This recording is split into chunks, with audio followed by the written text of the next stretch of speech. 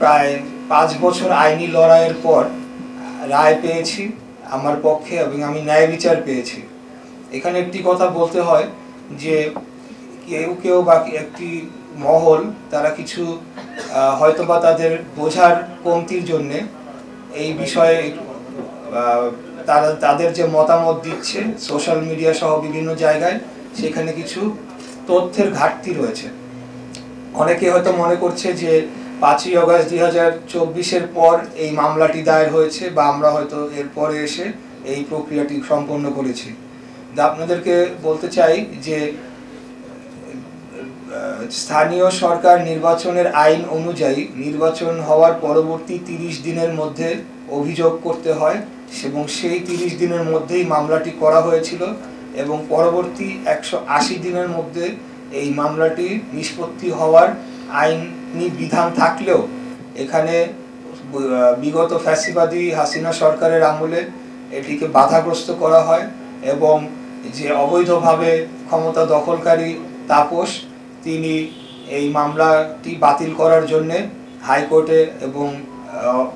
Lower কোর্টে চাপ প্রয়োগ করে এবং হাইকোর্টে একটি আবেদন করে এবং মামলাটি শুনানিতে তারা এটিকে বন্ধ করে রাখে। পরবর্তীতে আমরা 5ই আগস্টের পর এই মামলার শুনানি করি এবং যথাযথ আইনি পদক্ষেপ প্রক্রিয়া নিশ্চিত করেই আমরা মামলার কার্যক্রম পরিচালনা করি, সাক্ষী শুনানি হয়, আর্গুমেন্ট হয় এবং পরবর্তীতে আমি গতকাল আমার কাঙ্ক্ষিত রায় যেটি সেটি আমি পাই। আমাদের মূল উদ্দেশ্য যে আমরা যে একটা উদাহরণ রেখে গেলাম, এই যে এই আইনি লড়াইটা সম্পন্ন করার জন্য শুরু থেকেই আমরা লেগেছিলাম, তার মাধ্যমে অবৈধভাবে যে ক্ষমতা দখল করেছিল, একটা ভোট রিগিং করে যে মেয়র পদটিকে দখল করা হয়েছিল, সেটার বিরুদ্ধে যে একটা আইনি ভিত্তি প্রতিষ্ঠা করলাম, সেটার কিন্তু একটা সেই বিষয়ে কিন্তু কোনো অ্যাপ্রিসিয়েশন কিন্তু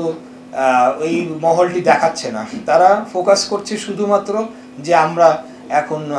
মেয়র পদে বিএনপি প্রার্থী যাচ্ছে এখানে, কিন্তু আমরা যে একটি আইনি উদাহরণ দৃষ্টান্ত স্থাপন করে গেলাম সেটির জন্য তো তাদের আমাদেরকে ধন্যবাদ দেওয়া উচিত ছিল যে আমরা একটা আইনের যে শাসন সেটির জন্য আমরা কাজ করে যাচ্ছি। তো এটা হলো আমাদের মূল উদ্দেশ্য, মূল লক্ষ্য,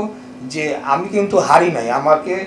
হারিয়ে দেওয়া হয়েছে, অতএব সেটা কাগজে কলমে প্রতিষ্ঠা পাক, সেটাই আমাদের লক্ষ্য ছিল।